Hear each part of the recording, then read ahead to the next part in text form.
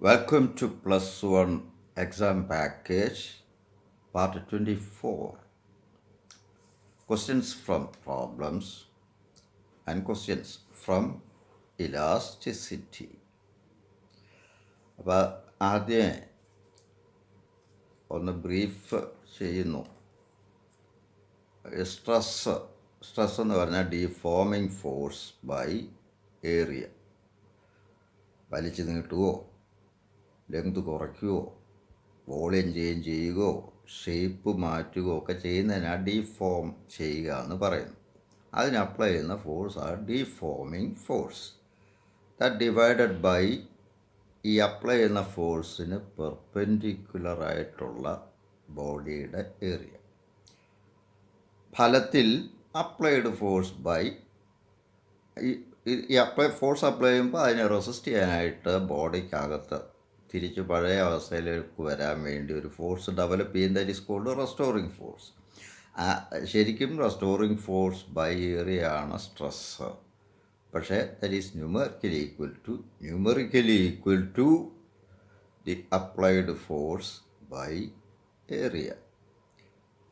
അപ്പോൾ stress is force by area. വലിച്ചു കിട്ടാനാണ് സ്ട്രെച്ചിങ് ഫോഴ്സ് ബൈ ഏരിയ. നീളം കുറയ്ക്കുന്നതാണെങ്കിൽ compressive force by area. Volume change ചെയ്യുമ്പോൾ pressure by area. Pressure apply ചെയ്യുമ്പോഴാണ് വോളിയം കൂടുകയോ കുറയുകയോ ഒക്കെ ചെയ്യുന്നത്. അപ്പോൾ അവിടെ പ്രഷർ ആ stress. Pressure not pressure by area, pressure. അപ്പോൾ അവിടെ ഫോഴ്സ് ബൈ ഏരിയ വോളിയം ചേഞ്ചിൻ്റെ കേസ് വരുമ്പോഴെല്ലാം പ്രഷർ എടുത്താൽ മതി സ്ട്രെസ്സിന് പകരം. അടുത്ത പിന്നെ ഷേപ്പ് തെറ്റിക്കുന്ന കേസ്, അതിനെ ഷിയർ ചെയ്യുക എന്ന് പറയും. അവിടെ ഷേപ്പ് തെറ്റിക്കാൻ ഉപയോഗിക്കുന്ന ഫോഴ്സ് ഏതോ അത് ബൈ ഏരിയ. അപ്പോൾ ജനറലായിട്ട് ഡിഫോമിങ് ഫോഴ്സ് ബൈ ഏരിയ. അപ്പോൾ unit newton per metre square, അതിനെ പാസ്കൽ എന്ന് പറയും. അടുത്ത സ്ട്രെയിൻ എന്ന് പറയുമ്പോൾ change in dimension by original dimension. ഒന്നുകിൽ change in length by original length, അല്ലെ change in volume by original volume, അല്ലെ ചേഞ്ച് ഇൻ ഷേപ്പായിട്ട് അതിന് ഷേപ്പിന് ഒരളവ് വേണ്ടേ, ചുമ്മാ ചേഞ്ച് ഓഫ് ഷേപ്പ് എന്ന് പറഞ്ഞാൽ. അപ്പോൾ അത് മെഷറായിട്ട് എടുക്കുന്ന ഒരു ആംഗിളാണ്. എത്ര ആംഗിൾ ഒരു ഇനിഷ്യൽസ് ബോഡിയുടെ ഏതെങ്കിലും ഒരു എഡ്ജോ എന്തെങ്കിലും ഒരു റെഫറൻസ് പാർട്ട് ഫോഴ്സ് അപ്ലൈ ചെയ്യുമ്പോൾ ഷേപ്പ് തെറ്റുമ്പോൾ ആ എഡ്ജ് അല്ലെ ആ ഭാഗം എത്ര ആംഗിൾ തിരിഞ്ഞിട്ടുണ്ട് എന്ന് കാണിക്കുന്നതാണ് ഷിയർ സ്ട്രെയിൻ. ഇപ്പോൾ ഷിയർ സ്ട്രെയിൻ പൊതുവെ ഒരു ആംഗിളായിട്ടാണ് വരുന്നത്, ഇൻ റേഡിയൻ. നമ്മളെ ചോദ്യത്തിൽ കാണും. ഇതിനെ അടുത്തത് ഹുക്സ് ലോയ. Stress by strain is a constant. Strain unit ഒന്നുമില്ല, കാരണം ഒന്നുകിൽ change in length by original length, അല്ലെ change in volume by original. ഇപ്പോൾ മുകളിൽ താഴെ ഒരേ യൂണിറ്റ് ആയിരുന്നു. അപ്പോൾ stress is proportional to strain, or stress by strain is a constant. ഈ കോൺസ്റ്റൻറ്റ് പറയുന്ന പേര് ഇലാസ്റ്റിക് മോഡുലസ്. ഇത് ക്രോസ് മൾട്ടിപ്ലൈ ചെയ്ത് മനസ്സിൽ നിൽക്കുന്ന ഏറ്റവും നല്ലത്. Stress equals elastic modulus E into strain. ഇതങ്ങ് ഓർക്കുക. Young's modulus change in length വരുമ്പോഴെല്ലാം യങ്സ് മോഡുലസ് ആണ് ഉപയോഗിക്കുന്നത്. ചേഞ്ച് ഇൻ ലെങ്ത് ചേഞ്ച് ചെയ്യാൻ വേണ്ടി നമ്മൾ ഫോഴ്സ് അപ്ലൈ ചെയ്യുമ്പോൾ അവിടെ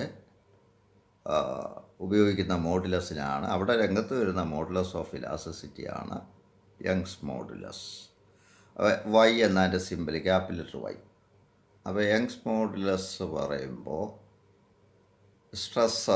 സ്ട്രെച്ചിങ് ഫോഴ്സ് ബൈ ഏരിയ അല്ല compressive force by area, general applied force by area. Stress equals ഈക്ക് പകരം വൈ എഴുതും. വൈ ഇൻറ്റു ഇവിടെ സ്ട്രെയിൻ എന്ന് പറഞ്ഞാൽ change in length by original. ചുരുക്കത്തിൽ F by A equals Y into delta L by L. Young's modulus of ഇലാസ്റ്റിറ്റിയുടെ unit സ്ട്രെസ്സിൻ്റെ unit തന്നെയാണ്, പാസ്കൽ അല്ല ന്യൂട്ടൺ പെർ മീറ്റർ സ്ക്വയർ.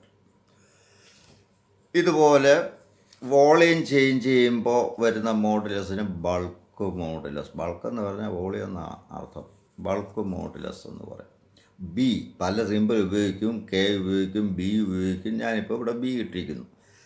ഇവിടെ സ്ട്രെസ് എന്ന് പറഞ്ഞാൽ പ്രഷർ തന്നെയാണ്. ഇപ്പോൾ pressure equals B into volume strain.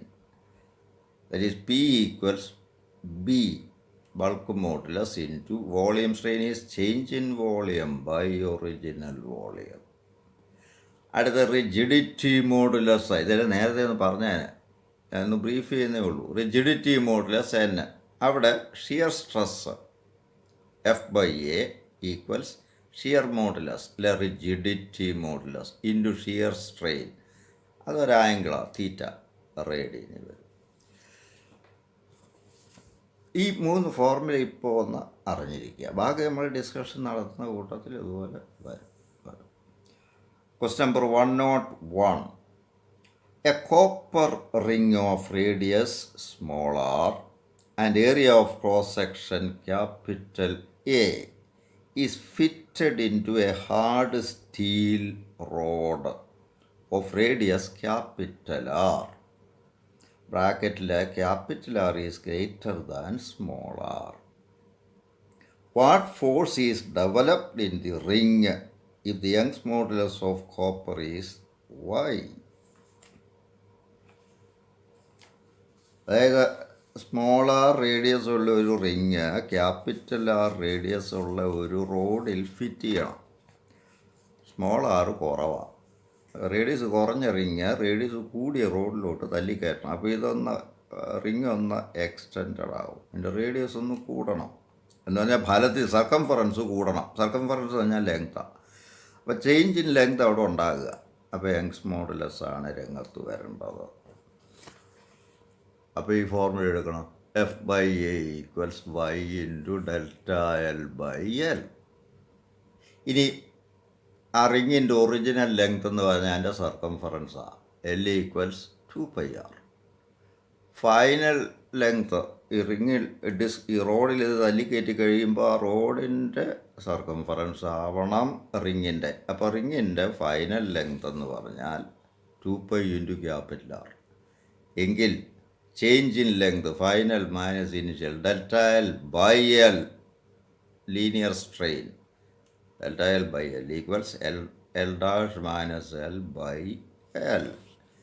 That is 2πr minus 2π into small r by 2π into small r. 2π വെട്ടി പോയിട്ട് r minus r by r.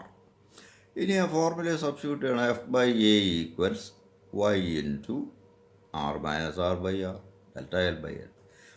From which F equals develop ചെയ്ത ഫോഴ്സാണ് ചോദിച്ചിരിക്കുന്നത്. F equals A into y into r minus r by r. That's all. ഇത്രയും ഫോഴ്സോടുകൂടി ചുരുങ്ങാൻ ശ്രമിക്കും. അപ്പോൾ ഈ റോഡിനെ അങ്ങ് ടൈറ്റാക്കും. അതുകൊണ്ട് പെട്ടെന്ന് ഊരിപ്പോരില്ല. അപ്പോൾ ഇതൊക്കെ എഞ്ചിനീയറിങ്ങിനകത്ത് ഉപയോഗിക്കുന്ന സാധനങ്ങളാണ് ഈ തിയറിയൊക്കെ.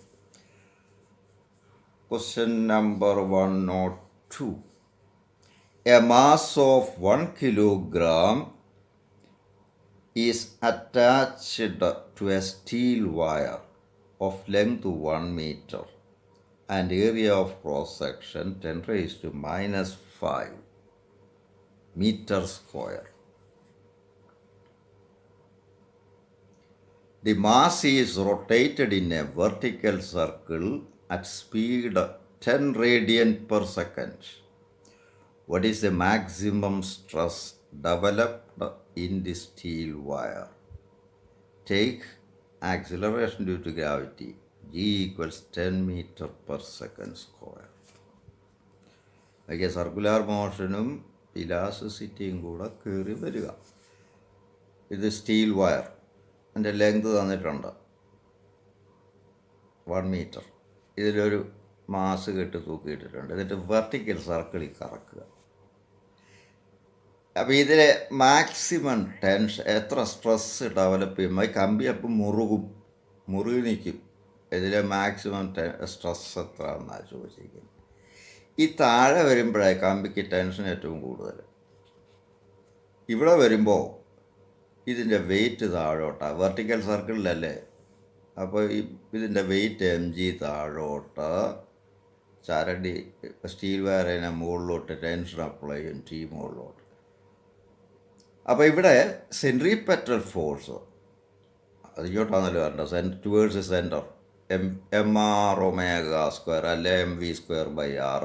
ഇവിടെ ഇപ്പോൾ നമുക്ക് mr⍵² എഴുതാൽ മതി. അപ്പോൾ ഇവിടെ സെൻട്രിപെറ്റൽ ഫോഴ്സായിട്ട് വരുന്നത് T മൈനസ് mg. അപ്പോൾ T maximum or T minus mg, that must be equal to the centripetal force mr⍵². So T maximum, ഇപ്പോഴാണ് ടെൻഷൻ മാക്സിമം, ഏറ്റവും മുകളിൽ വരുമ്പോൾ ടെൻഷൻ അങ്ങ് മിനിമം ആകും, മാക്സിമം താഴെ വരുമ്പോഴാണ്. അപ്പോൾ T maximum ഈക്വൽസ് ഈ മൈനസ് mg പുറത്ത് വരും, mg plus mr⍵².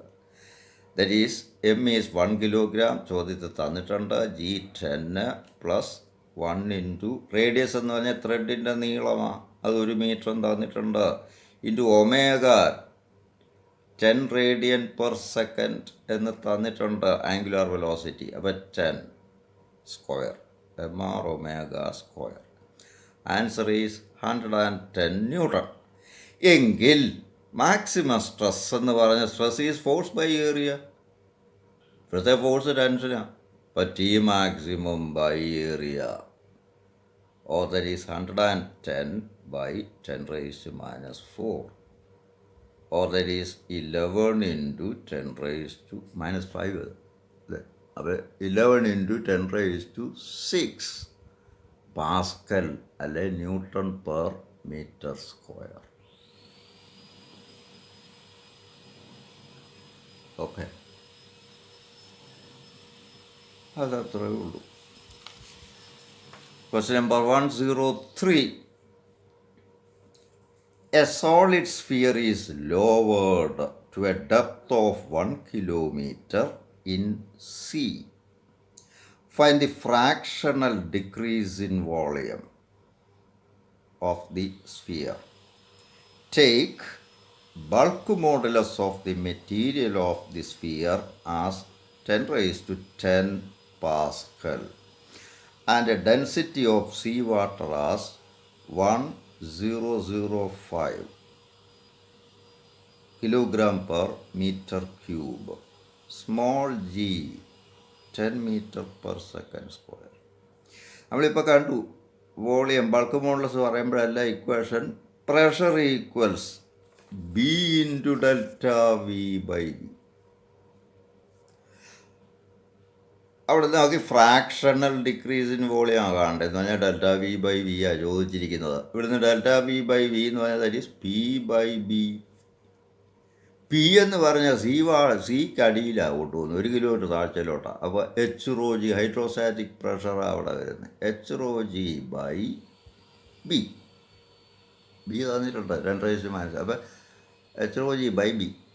H 1 kilometre എന്ന് പറയുന്നുണ്ട്. അപ്പോൾ 1000 metre into rho density of sea water 1005 into G 10 by bulk modulus is 10 raised to 10. അപ്പോൾ ആൻസർ ഇങ്ങനെ വരും 1.005 ഇൻറ്റു 10 raised to -3. ഇനി യൂണിറ്റ് ഒന്നുമില്ല, ഫ്രാക്ഷൻ അല്ലേ, വോളിയം മേളിൽ താഴെ വോളിയം.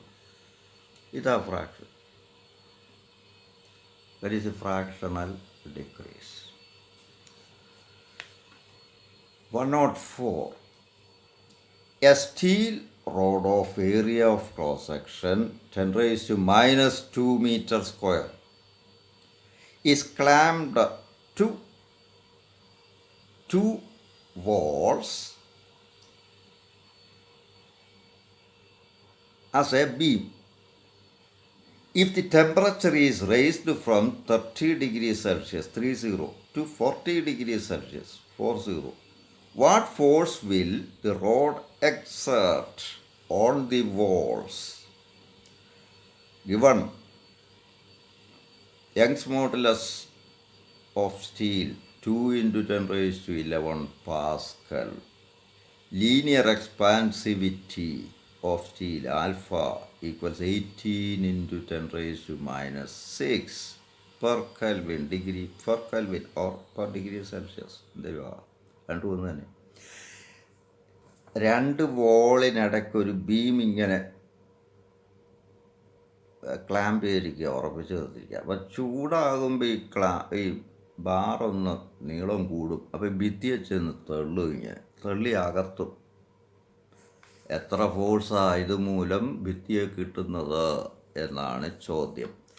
അപ്പോൾ നമുക്ക് ആ ലീനിയർ എക്സ്പാൻസിവിറ്റിയുടെ ഫോർമുലയുണ്ട്. Length at a temperature θ2. Theta degree സെൽഷ്യസിലാണ് പറയുന്നത്. തീറ്റ സിമ്പൽ കെൽവിനിലാണ്. ഇപ്പം ഡിഫറൻസ് ഇൻ ടെമ്പറേച്ചർ എവിടെ വരുന്നത്? അപ്പോൾ തീറ്റ എന്നോ ടി എന്നോ എന്ത് വേണം എഴുതാം. കെൽവിൻ ആയാലും സെൻറ്റിഗ്രേഡിലായാലും സെയിം. അപ്പോൾ length at a temperature θ2 degree Celsius L2 എന്നിരിക്കട്ടെ. θ1 എന്ന് പറയുന്ന ടെമ്പറേച്ചറിലെ ലെങ്ത് L1 എന്നിരിക്കട്ടെ. എങ്കിൽ ഈ റിലേഷൻ നമ്മൾ നേരത്തെ ഡിസ്കസ് ചെയ്തിട്ടുണ്ട്. L2 = L1 × 1 + alpha × delta theta. Delta theta is change in temperature. Alpha is the temperature coefficient of linear expansion, അല്ലെ ലീനിയർ എക്സ്പാൻസിവിറ്റി എന്ന് പറയും. ഇത് ബ്രാക്കറ്റ് മാറ്റാം. ഇപ്പോൾ L2 = L1 + L1 alpha delta തീറ്റ. L1 ഇപ്പുറത്തോട്ട് കൊണ്ടിരിക്കുക. അപ്പോൾ L2 - L1 = L1 alpha delta തീറ്റ. ഇത് delta അല്ല, ചേഞ്ച് ഇൻ ലെങ്താണ്. So delta L/L linear strain, delta L/L = L2 - L1/L1. അതിവിടുന്ന് എത്ര ഒരു L2 - L1/L1 എന്ന് പറഞ്ഞാൽ ആൽഫ × ഡെൽറ്റ തീറ്റ. യുഗത്തെ ഡെൽറ്റ L/L ലീനിയർ സ്ട്രെയിൻ, ഇവിടുത്തെ സ്ട്രെയിൻ എന്ന് പറഞ്ഞാൽ ആൽഫ × ഡെൽറ്റ തീറ്റ. ആൽഫ എത്ര? 18 × 10⁻6 ഇൻറ്റു ഡെൽറ്റ തീറ്റ എന്ന് പറഞ്ഞാൽ 30 ഡിഗ്രി 40 ഡിഗ്രിയോട്ടാണ് ടെമ്പറേച്ചർ കൂടുതൽ. അപ്പോൾ 40 - 30. സോ ആൻസർ ഈസ് 18 × 10⁻5 എന്ന് വരും.